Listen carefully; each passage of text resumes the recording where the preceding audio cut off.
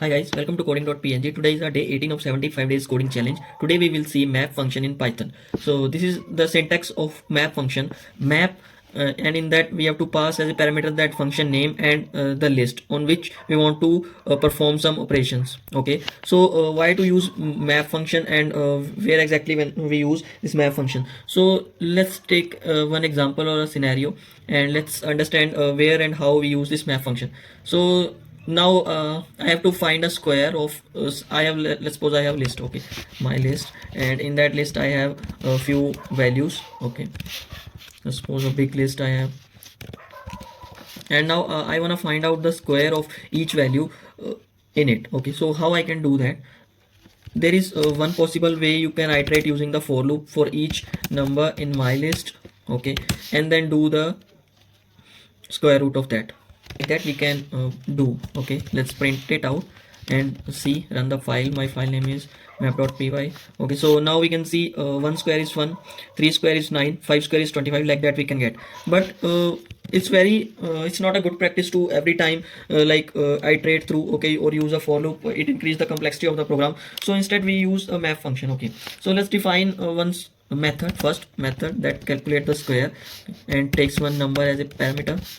Okay, and return the square root of that number. Okay, and now what I have to do, I have to just simply use the map function, pass the method name and pass your list name. Okay, my list. Okay, and now let's see the magic.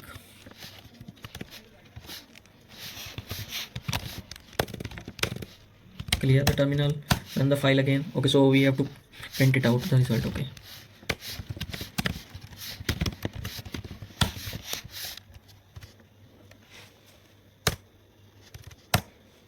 okay, we have to convert it to list first.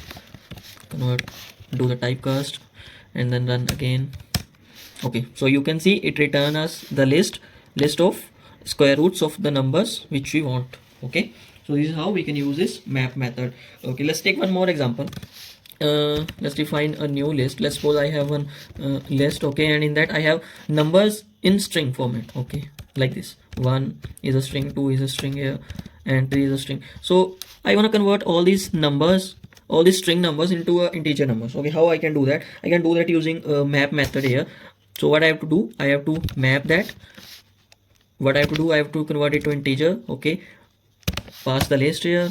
Okay, and just print out the result, new result, like that.